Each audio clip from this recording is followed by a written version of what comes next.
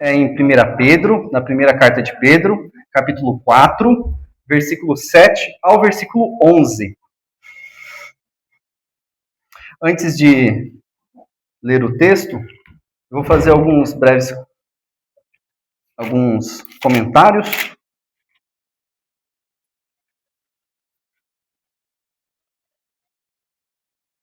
Nosso 1 Pedro, capítulo 4, versículo 7 ao 11. Antes da gente ler o texto, irmãos, é interessante nós meditarmos naquilo que o versículo 7 vai apontar, e quando você for ler, você possa entender, ouvir a leitura, mas entender e prestar atenção em cada palavra que está falando, porque o versículo 7 já começa dizendo uma verdade que ela mexe conosco. Ela diz: o fim está próximo. O fim está próximo. E é assim que Pedro ele abre o versículo 7. E essa expressão pode soar estranha para todos nós. Mas como assim o fim pode estar próximo? Jesus, nós estamos no ano de 2025, né? Pode ser que as datas estejam erradas ou não, mas já tem pelo menos 2000 anos que Jesus foi aos céus, Jesus ressuscitou, ficou 40 dias aqui, foi aos céus, e cadê Jesus? Cadê Jesus? E biblicamente, na perspectiva bíblica, desde a ressurreição, a ascensão de Cristo, nós entramos então na chamada fase da história da redenção. Ou seja, a história da redenção é uma história onde dizia que o Filho de Deus viria e morreria. E essa segunda fase, então, seria que ele iria aos céus e seria, então, chamada de fim ou final dos tempos. Ou seja, vivemos nos tempos das últimas coisas, o que a gente chama de já e ainda não. Ou seja, nós já somos vitoriosos. Nós já sabemos o destino que cada um de nós teremos por causa de Cristo Jesus, mas ainda não aconteceu. Então, viver nos últimos dias, quando a Bíblia fala isso, é viver nesse período, aonde desse já ainda não, ainda que Cristo não voltou. Então, Pedro, ele faz o quê? Ele escreve essa carta a uma igreja que está perseguida, que está espalhada pelo Império Romano, e ele, então, enfrenta esses irmãos também, no sentido de explicar para eles, mostrar para eles, olha, vivam com amor, vivam com entendimento da palavra, entendimento de identidade. Você é filho de Deus, você é um eleito, você é guardado pelo Senhor. E nesse cenário, os irmãos eles não deveriam se esconder. Então, eles deveriam ficar isolados agora porque estavam passando por dificuldades? Não. Ele chama, então, a exortação a esses irmãos para que eles possam manter-se firmes, não se esconderem. Eles não se desesperarem, mas que eles possam viver de maneira sóbria, cheia de oração e amor e serviço. É a ideia da nossa meditação. Essas três ideias, uma vida cheia de oração, amor e serviço. Pensem, irmãos, por exemplo, num corredor de maratona. Ele já enxerga a linha de chegada, mas conforme o tempo ele não diminui, ele não deve diminuir. A Bíblia diz assim, não diminui o ritmo, mas corre com foco, com intensidade, porque o final está logo ali. E a vida cristã é da mesma forma. Vivemos como alguém que já vê o desfecho dessa jornada que nós estamos vivendo. A glória de Jesus Cristo está sendo revelada. E aqui surge essa pergunta para que a gente possa entrar, então, no texto. Como devemos viver sabendo que o fim está próximo? Domingo passado nós meditamos nisso. Foi a primeira parte de como viver nos últimos dias. Então, hoje nós terminaremos assim essa ideia de como nós devemos viver então os últimos dias. No domingo passado nós entendemos que tinha que ser com consciência, com a mente de Cristo. Eu preciso viver com a mente de Cristo. E aqui ele coloca outros elementos que é extremamente necessário para todos nós, para que a gente possa viver uma vida cheia do Espírito Santo nesse tempo. Então Pedro ele dá a resposta nesse texto aqui, e é sobre isso que nós iremos meditar. 1 Pedro, capítulo 4, versículo 7 ao 11. Diz assim a palavra do Senhor: o fim de todas as coisas está próximo. Portanto, sejam criteriosos e sóbrios para poderem orar. Acima de tudo, porém, tenham muito amor uns para com os outros, porque o amor cobre a multidão de pecados. Sejam mutuamente hospitaleiros, sem murmuração. Sirvam uns aos outros, cada um conforme o dom que recebeu, como encarregados de administrar bem a multiforme graça de Deus. Se alguém fala, fale de acordo com os oráculos de Deus. Se alguém serve, faça-o na força que Deus lhe dá, para que em todas as coisas Deus seja glorificado, por meio de Jesus Cristo, a quem pertence a glória e o domínio para todos sempre. Amém. Vamos orar mais uma vez ao Senhor. Nós sabemos que a sua palavra foi lida, ó Deus, e tem muito a nos ensinar. Aplica ao nosso coração, ó Pai, e de fato nós possamos assim sair daqui entendendo um pouco mais da sua palavra, entendendo o que nós devemos fazer, ó Pai, como nós podemos então viver neste mundo caído, ó Deus, como nós podemos viver, ó Deus, lutando contra esse sentimento que nós temos no nosso coração, ó Pai, de querer as coisas de última hora, ó Pai, e querer as coisas, ó Pai, de um momento segundo a nossa vontade, ó Pai. Tenha misericórdia de nós possamos ter essa mente de Cristo, possamos orar, ó Deus, ao Senhor, sempre pedindo que o Senhor nos dê orientação. Nós pedimos isso em nome de Jesus. Amém. Irmãos, então, aqui o texto, do versículo 7 a 11, deixe sua Bíblia aberta. Como sempre, eu estou fazendo a leitura na versão NAA. Então, tem palavras que é extremamente iguais e outras, ele já dá um significado para elas já para o nosso tempo. E aqui a gente vê que Pedro ele apresenta 3 práticas que caracterizam a espera no Senhor. O que caracteriza, então, essas 3 práticas que esperam no Senhor? A primeira coisa é a vigilância em oração. Versículo 7. Olha o versículo 7. Esse é o nosso tema, tá, irmãos? Vivendo para a glória de Deus no fim dos tempos. Ok? Então, como nós devemos viver? A primeira coisa que nós não podemos esquecer, está no versículo 7. Olha o que diz. O fim de todas as coisas está próximo. Portanto, sejam criteriosos e sóbrios para poderem orar. Essa ideia aqui do portanto, ela conecta a ideia com o versículo anterior. Ou seja, vivemos nos fins dos tempos. Ou seja, isso exige uma postura diferente do cristão. O cristão ele não pode viver a sua vida porque ele sabe que a vida que ele achava que pertencia a ele, na verdade pertence a Cristo, pertence ao Senhor. Então, todos nós, irmãos, não podemos viver de qualquer forma. Todos nós não podemos viver da ideia segundo o que me ensinaram. É claro que se me ensinaram segundo a palavra de Deus, segundo o ensinamento de Cristo Jesus, é claro que eu devo seguir. Então, a palavra de Deus mostra pra gente que nós devemos, então, ter uma postura diferente. Por isso que ele coloca, portanto, o fim está próximo. A gente não sabe o dia. Jesus Cristo vem como ladrão.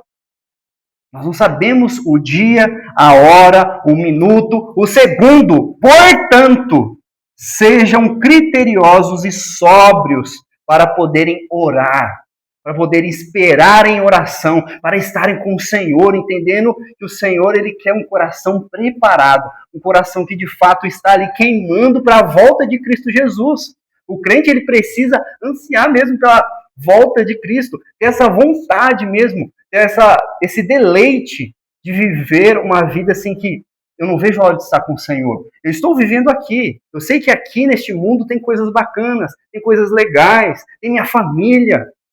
Mas que maravilha é viver com todos esses irmãos, com todas essas pessoas sem o pecado, sem aquilo que faz com que muitas vezes adoeça a minha alma, a minha família, sem doenças, sem choro, sem problemas, sem fome. Então, o cristão ele tem que ter uma postura diferente. Olha, eu sei que o Senhor me salvou, eu sei que essa graça que nós cantamos, essa maravilhosa graça, eu me derramo diante do Senhor, então não vou viver, eu não posso viver da mesma forma. Por isso que ele coloca criteriosos ou sensatos, né? Para que isso significa o quê? Ter uma mente equilibrada, sem deixar levar pelo pânico ou desespero. Ou seja, o crente, ele entende que o mundo é mau. Ele entende que ele precisa remir os dias através do Senhor Jesus Cristo, olhar, se programar, pensar como ele vai organizar, porque os dias são maus. Mas ele vê que esses dias são maus e ele não se desespera, ele não entra em pânico, ele sabe, ele sente dor. A palavra de Deus está mostrando para nós, ele entende, e ela é criteriosa dizendo assim, ó, vocês são pecadores, vocês são fracos, vocês são falhos, é claro que vocês vão sentir ansiedade, é claro que vocês vão sentir algum temor em algum momento da vida de vocês, mas que isso não leve vocês ao pânico, aquela ansiedade extrema. Por quê? Como nós meditamos até sexta-feira no nosso pequeno grupo, nós entendemos que ter a presença de Cristo, ter a presença de Deus é o que nos dá alegria. Então, eu sou alegre, eu consigo enfrentar as dificuldades dessa vida, enfrentar as dificuldades que o Senhor muitas vezes tem colocado, ou às vezes o maligno tem colocado em nossa vida, em nossa igreja, porque eu tenho a presença de Deus. Então, tendo a presença de Deus é o que me basta. É o que realmente faz com que eu possa ficar tranquilo, acalmar o meu coração, porque ter a presença de Deus nos basta, irmãos. Por isso que ele coloca essa palavra sóbrio, falando de quando uma pessoa está sóbria, né, colocando essa ideia de alguém bêbado, alguém que usou alguma droga, alguma coisa assim, nós vemos que aquela pessoa ela não tem o quê? Clareza mental. Então a Bíblia está dizendo aqui, ó, o cristão ele precisa ter clareza mental, como alguém que não está embriagado por paixões, ansiedades, ilusões deste mundo. Então a Bíblia diz para a gente, sabe o que nos deixa embriagado? Não é a bebida somente, mas é aquilo que é espiritual também, as paixões deste mundo. Você depositar a sua confiança, a sua esperança, o seu prazer, que você vai ser feliz de verdade, não tendo a presença de Deus. Você acha Deus importante, mas não é só a presença de Deus, é também todas as riquezas, todos os deleites. E a gente vê que isso é totalmente diabólico, infernal, porque é o que Satanás oferece a Cristo Jesus. Jesus ele estava passando por momentos difíceis já no início da caminhada dele. E Satanás chega o quê? Dizendo, olha, todos vão te prostrar, todos irão realmente amar a você. Não vai acontecer nada. Os fariseus vão parar de incomodar você, porque você vai ter essa paixão ali. Só que Cristo ele sabia que precisava ser feito aquilo. Por amor ele entregou. Então, da mesma forma, Pedro está falando, olha, da mesma forma que Cristo fez tudo isso, suportou um propósito maior, o crente também tem que ter esse propósito. O crente ele precisa ter esse propósito de ter, então, essa clareza mental. E isso só é possível através da Bíblia, irmãos. É só através da palavra do Senhor, conhecendo, orando, falando com o Senhor, como eu coloco aqui na primeira ideia do versículo 7, é vigilância em oração. É somente em oração que eu vou conseguir, então, vencer as ansiedades, as paixões, as ilusões do mundo, dizendo sobre quem você é, o mundo falando para a moça como ela deve ser, para o homem como ele deve ser, e a gente deve jogar e dar um basta nisso, porque eu sou o que a Bíblia diz que eu sou. Não é o que o mundo, não é o que as pessoas esperam de mim, não. É o que o Senhor espera de mim, que eu devo ser. Então, a partir do momento que a gente tem identidade, eu tenho a mente de Cristo, eu jogo essas coisas fora. Então, eu vou viver os últimos dias, vou viver todas essas pressões que acontecem no mundo, porque eu tenho a mente, eu tenho essa vigilância na oração. E qual que é o objetivo de ter essa sobriedade, irmãos? Qual é o objetivo da gente ter, então, essa clareza mental? Se eu não tiver essa clareza mental, como que eu vou orar? Como eu vou me prostrar diante de Deus e falar de fato aquilo que o meu coração necessita, aquilo que minha família necessita, aquilo que minha igreja necessita? Se eu estou totalmente conturbado, totalmente, assim, minha mente está totalmente confusa, como eu vou me prostrar? Então o Senhor, ele diz, sejam então criteriosos, sóbrios, para poderem orar.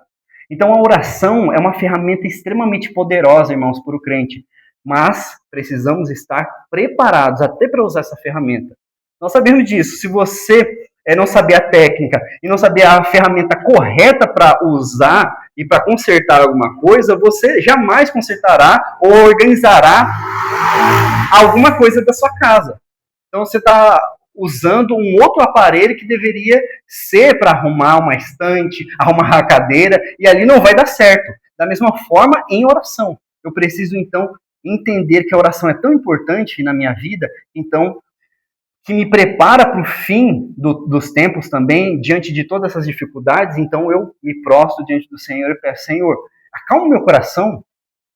Ó Deus, nesse momento aconteceu tal coisa na minha vida, ó Pai. Dê nome, né? Nós pedimos para que possa nomear, dê nome. O Senhor ele quer isso de você, dê nome nas coisas. Então, Senhor, eu preciso de tal coisa, ó Pai. Tem acontecido tal coisa. Clareia, ó Pai, eu não estou pensando direito. Ó Deus, eu estou com dúvida. Será que eu faço isso ou aquilo? Aonde que eu vou honrar e glorificar o nome do Senhor? Ó Deus, dê clareza mental para que eu possa falar mais com o Senhor, que o Senhor possa me dar uma direção perfeita. João Calvino, reformador, ele diz algo sobre a oração. Ele diz assim: nada é mais necessário ao cristão que o exercício constante da oração. É por ela que recebemos diariamente os benefícios de Deus. Ou seja, a oração ela não é apenas uma disciplina espiritual, mas ela é como se fosse uma respiração. Da mesma forma que eu preciso respirar o tempo todo, a oração é assim, sem cessar, é a respiração da fé do cristão. Imagine só, irmãos, um soldado de guarda ali durante toda a madrugada. Se ele se distrai ou se ele pega no sono, nós sabemos que toda a tropa, todos aqueles outros soldados ali, eles vão vão correr perigo.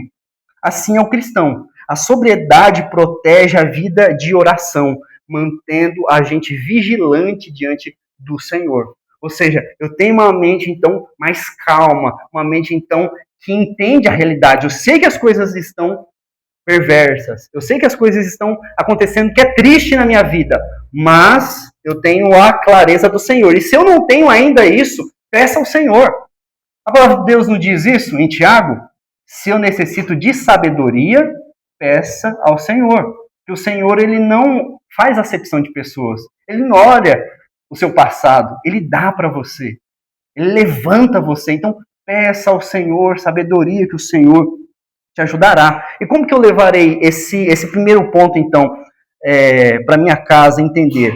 Irmãos, para a nossa vida pessoal, nós precisamos aprender a transformar as preocupações em oração. Estou preocupado, estou ansioso, o que Deus está me chamando? Para orar.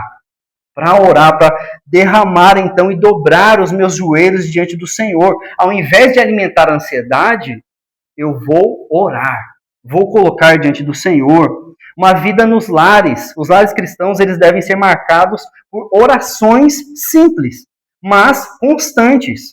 Então, por exemplo, nas refeições, ao dormir, em momentos de decisão importante da família, ore ao Senhor. De forma simples, sim, mas de forma constante a Deus. E para a igreja, em tempos de distrações, que a gente sabe que essas distrações tecnológicas atrapalham muito, e já estão atrapalhando muito a vida da igreja, a comunidade ela é chamada, então, para a gente cultivar essas reuniões de oração, esses momentos que a gente pode ter, para a gente se desligar um pouco do mundo.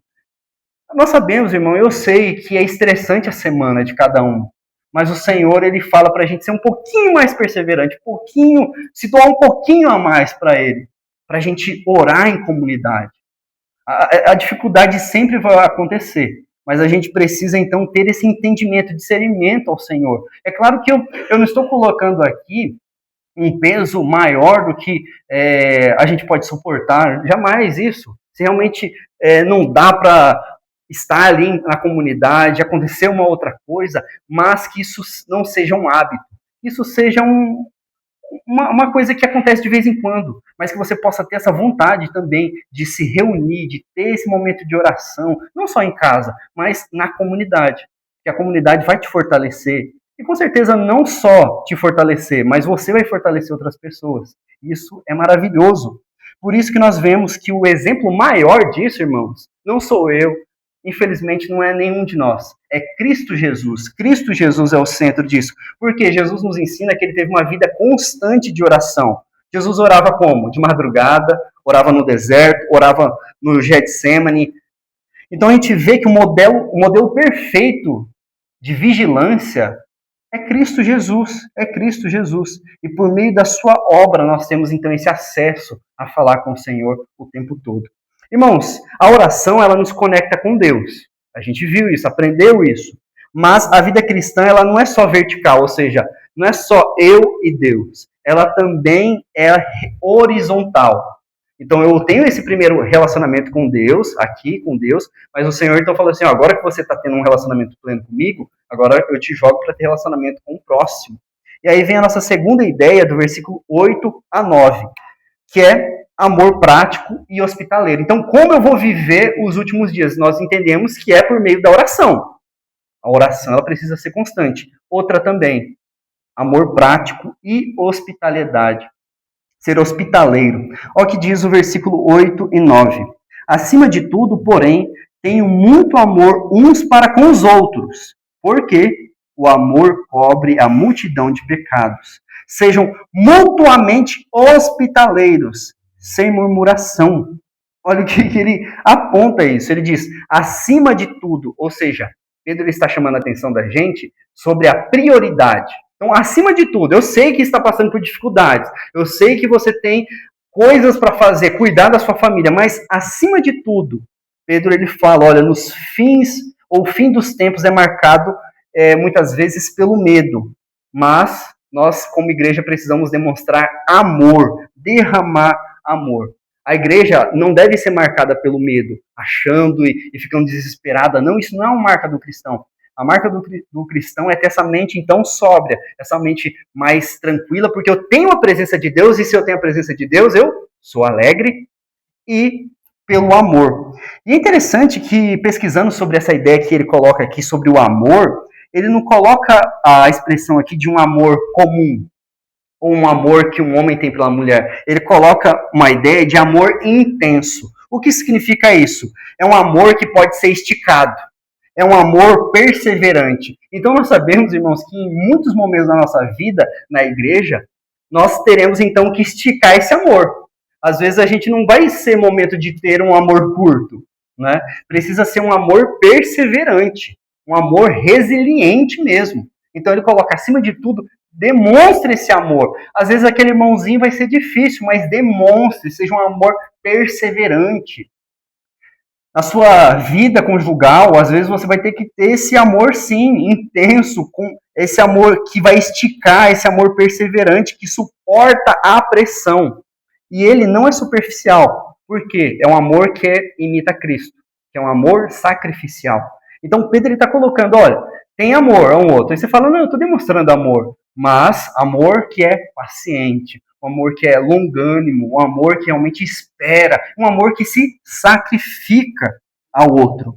E aqui ele coloca uma expressão que vem aqui de Provérbios capítulo 10, versículo 12, que diz assim, Provérbios capítulo 10, versículo 12, o ódio provoca conflitos, mas o amor cobre todas as transgressões. Aqui, ele coloca nessa ideia, o amor cobre multidão de pecados. Isso significa que o amor, ele age de modo que protege a comunhão. Então, como que vai, qual que é o recurso que o crente, que a igreja usa para se manter unida? É música? Ah, infelizmente não é. A oração? Pode até ser. Mas ele está dizendo aqui, ó, aquilo que realmente vai ser a liga, o cimento mesmo, para ligar a comunhão com os irmãos, é o amor, porque o amor, ele protege a comunhão. Por quê? Eu tendo um amor pelo meu irmão, eu busco o perdão, eu busco a reconciliação, eu não exponho, eu não alimento o ressentimento do meu irmão. Eu procuro, então, ter esse amor que cobre a multidão de pecados. O irmão pecou contra mim, foi dolorido, foi difícil, mas eu vou até ele. Eu perdoo, eu amo, a ponto da gente mudar, ser transformado pelo Senhor. E ele depois, ele fala de um amor, e é claro que ele está falando de coisas difíceis. Eu estou falando aqui, né, até parece que é coisa fácil, né? Amar o seu irmão, amar o seu próximo. Não, são coisas que são desafiadoras para nós, como crentes, pecadores, mas é possível, irmãos. Essa é a boa notícia, é possível porque nós temos Cristo. E em Cristo, e com o Espírito Santo no nosso coração, nós conseguimos sim amar uns aos outros. E ele coloca aqui uma outra ideia também, que é difícil, e ainda mais em 2025 e 2026 e assim em diante. Hospitalidade. Você fala, eu sou hospitaleiro, mas hospitalidade sem murmuração, sem reclamar. Irmãos, Na igreja primitiva, hospedar os irmãos era essencial. Todo crente ele sabia no primeiro século que hospedar, ajudar esses irmãos era essencial. Por quê? Muitos viajavam em missão ou fugindo de perseguição. Então, Pedro ele fala, olha, tem esse coração hospitaleiro. E ter um coração hospitaleiro não é apenas abrir a casa, mas abrir a vida, sem reclamação, sem interesse. Não vou deixar essa pessoa dormir na minha casa porque é o pastor, é o missionário. Às vezes até é fácil, né? Porque vai ficar um tempo só e é um missionário. Eu hospedo sempre um missionário, um pastor, né, visitante na minha casa. Mas a Bíblia diz, é sem interesse. A ponto de hospedar qualquer um que realmente necessita. E aquele irmão também que necessita de lugar. Então não é apenas abrir a casa, mas abrir a vida, abrir o coração, mas sem reclamação. Então, às vezes, nós pecamos nisso, né? Nós chamamos as pessoas para ir na casa, nós chamamos as pessoas para ir, mas a gente fica sempre assim, nossa, mas depois eles vão arrebentar tudo, vai bagunçar, aqueles moleques são endemoniados, não sei o quê. Chega um monte de coisa, né, acontecendo. Deus, ele fala, não é para ser assim. Joga esse coração para lá. É para ter uma vida de recepção, hospitalidade, mas sem essa reclamação. Você tenha a alegria. E mais uma vez eu digo, irmãos, é difícil. Vai ser difícil, mas é possível em Cristo Jesus. Lutero ele diz algo muito interessante. Um cristão não vive em si mesmo, mas em Cristo e no próximo. Em Cristo pela fé e no próximo pelo amor. Então, eu tenho fé em Cristo Jesus, eu estou vivendo, eu estou procurando vencer. Cristo está me dando a vitória. Mas como que eu posso viver como um cristão também? Amando o próximo. É como se fosse um carvão isolado, né? Sexta-feira a gente estava na Nelly e no Paulo, né, na casa deles, aí eles fizeram ali uma fogueirinha ali, né? Pra gente estar ali naquele momento. E eu lembrei dessa ilustração, né? Porque um carvão ou um toquinho isolado ali, ele apaga-se rapidamente. Mas quando está junto aos outros, ele permanece aceso. Assim também é o amor da igreja, irmãos. Ela mantém o fogo da comunhão aceso. Mesmo quando surgem falhas, pecados, ali está aceso o amor. Porque sem amor, cada pecado vira somente motivo de afastamento. A pessoa pecou comigo, então eu vou me afastar. E de fato o pecado ele faz isso. Adão e Eva, eles tinham um relacionamento perfeito com o Senhor. Eles pecaram, o que Deus fez? Se afastou. Houve morte, o significado de morte é isso, separação. Só que Deus ele fez um plano diferente. Ele envia Cristo Jesus. Ele sacrifica o seu filho para que agora, quando houvesse pecado, nós olhássemos não para o pecado, mas para Cristo Jesus, para o sangue de Jesus Cristo ali na cruz. Porque os pecados são cobertos pela essa disposição, irmãos, de perdoar e de recomeçar. De recomeçar. Eu sei que não vai ser igual antes, mas você precisa ter essa disposição de recomeçar. Então, qual que é a prática que nós devemos fazer e ter na nossa igreja? Perdoar as ofensas, irmãos. O texto está ensinando. Não guardar rancor, mas escolher cobrir com a graça. Da mesma forma que a graça cobre cada um de nós, eu devo fazer isso com o próximo, com o irmão. O amor, ele não ignora o pecado, mas ele busca a restauração da vida daquele irmão, do seu próximo. Na vida de comunidade, nós vemos que a hospitalidade hoje pode se abrir para casa, por exemplo, colocando coisas práticas assim, para um pequeno grupo, para um culto. Poxa, eu quero que o culto seja na minha casa. Sabe, coisas pequenas assim, oferecer uma refeição para alguém que você está vendo ali, ouvir alguém que sofre. Hoje em dia nós queremos cada vez mais falar, né? Falar.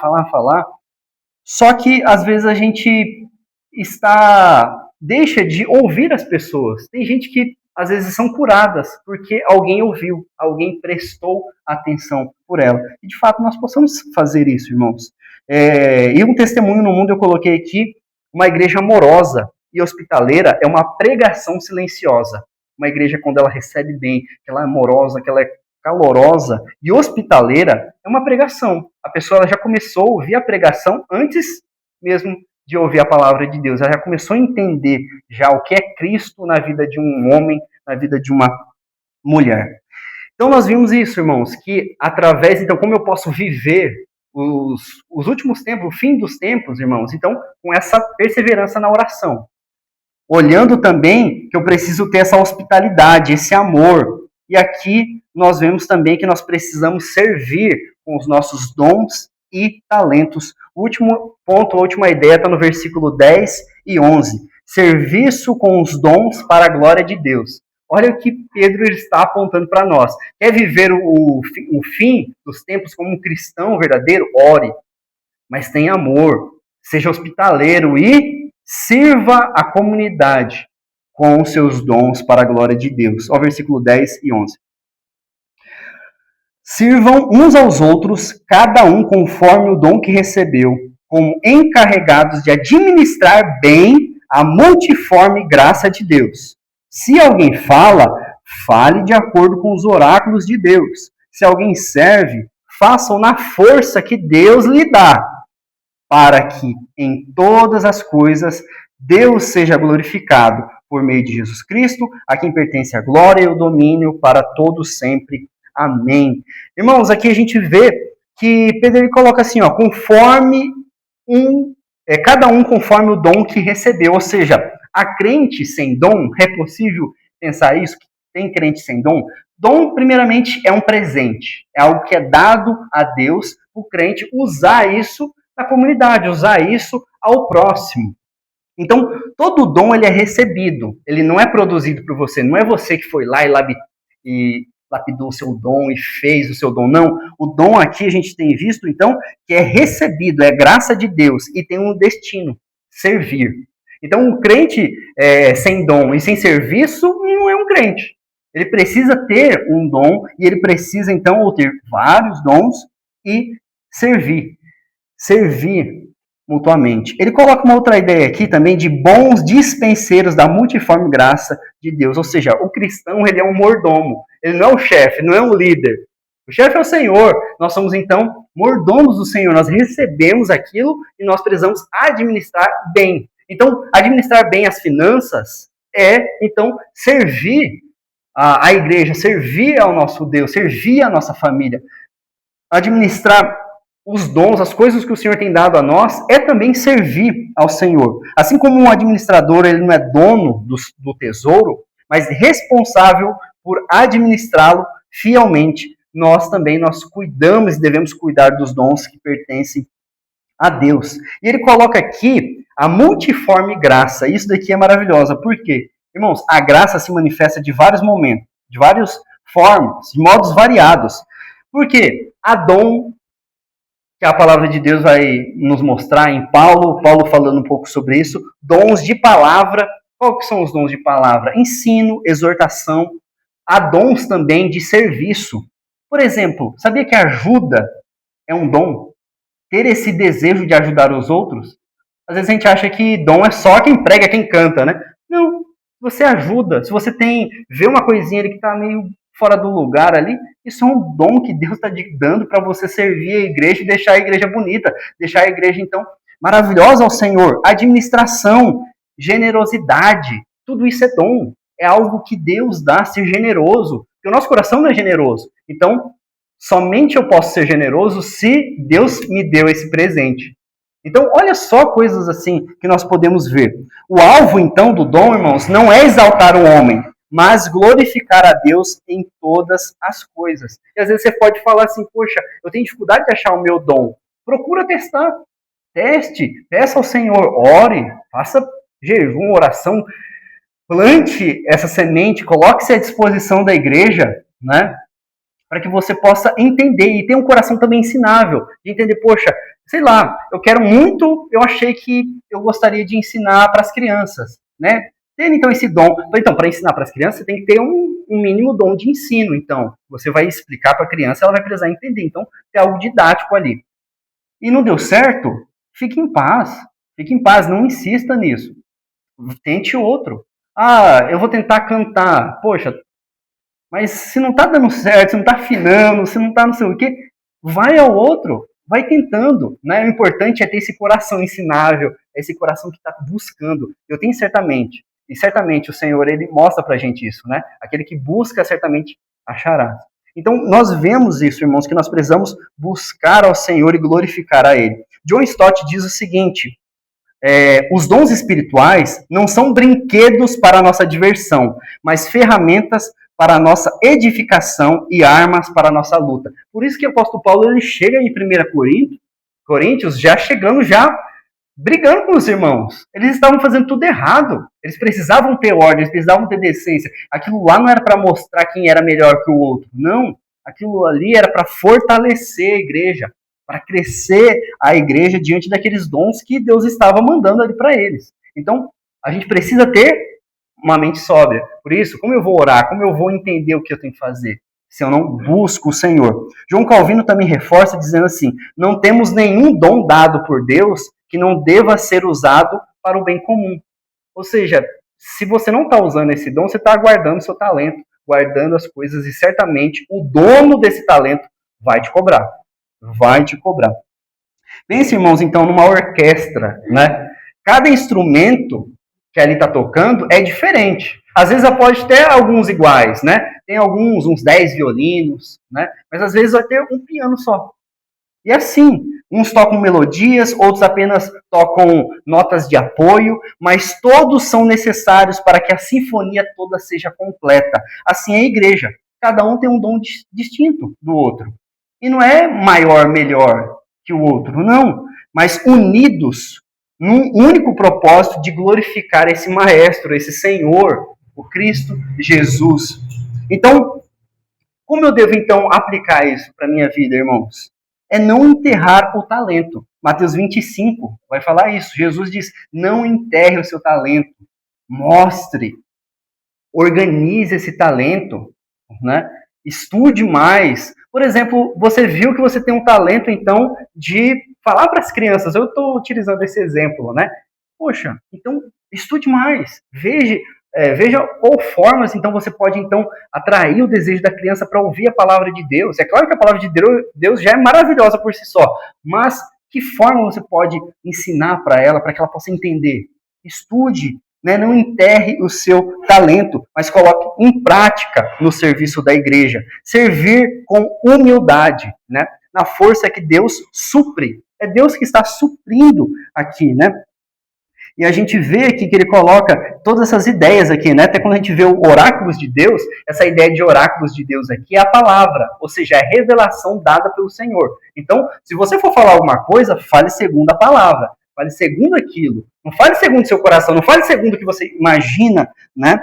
E a gente vê tudo ali, ó.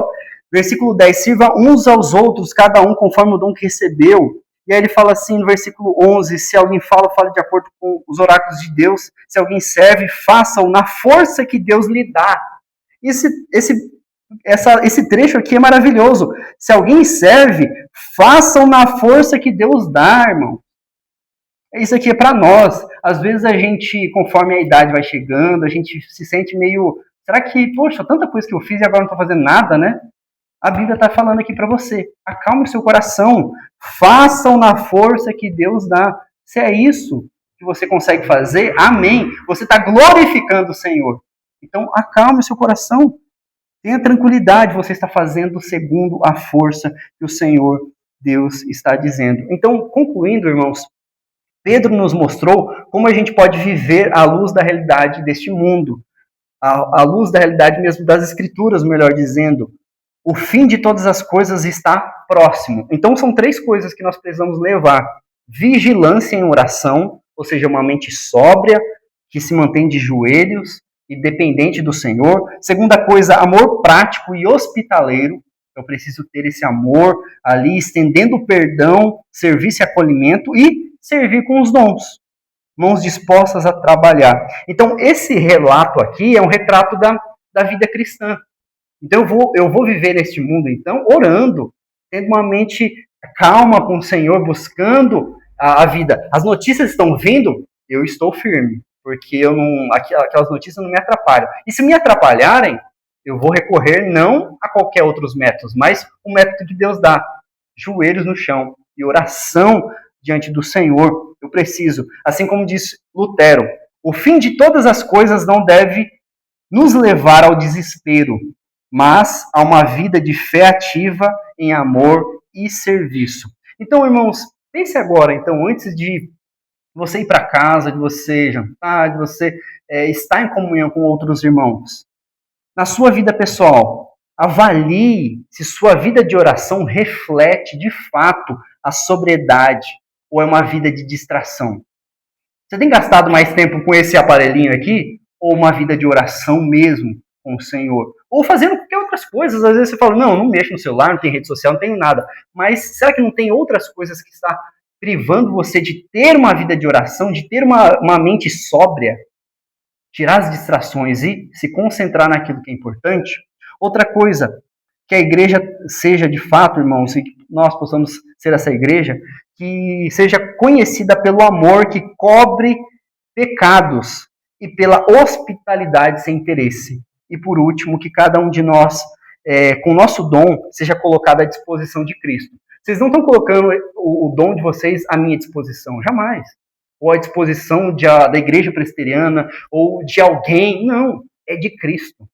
E é isso que nos motiva, irmãos. Porque se a gente querer colocar nossos dons à nossa disposição a homens, a gente vai se frustrar. A gente não vai querer mais servir ao Senhor. Então, lembre-se, olhe para a cruz, olhe para Cristo e coloque a sua vida em disposição ao Senhor.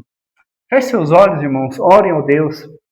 Tenha esse tempo de tempo para você falar com o Senhor.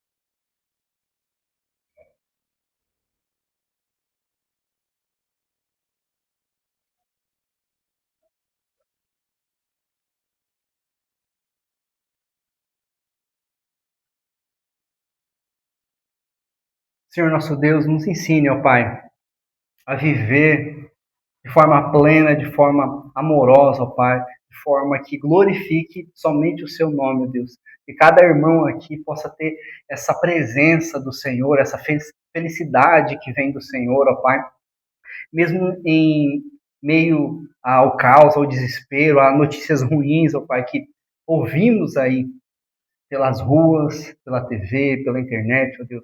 Ó Deus, prepare o nosso coração para que a gente possa ter uma vida de oração, uma vida que realmente busca o Senhor, uma vida madura, ó Pai, uma vida sóbria, com pensamentos que vão glorificar o Senhor, ó Deus.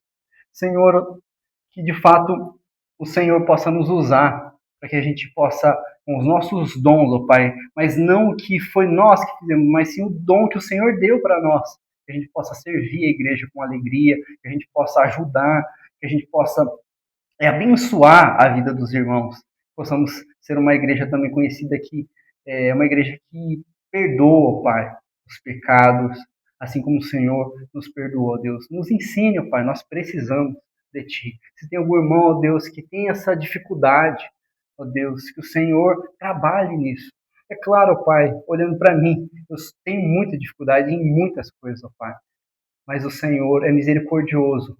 Nós cremos pelo Espírito Santo que o Senhor sim faz a boa obra e vai nos ensinar a ter um coração ensinável, um coração que glorifica somente a Ti. Nós temos essa esperança, essa fé, ó Deus, em Ti. Nós pedimos isso, ó Deus, em nome de Jesus. Amém.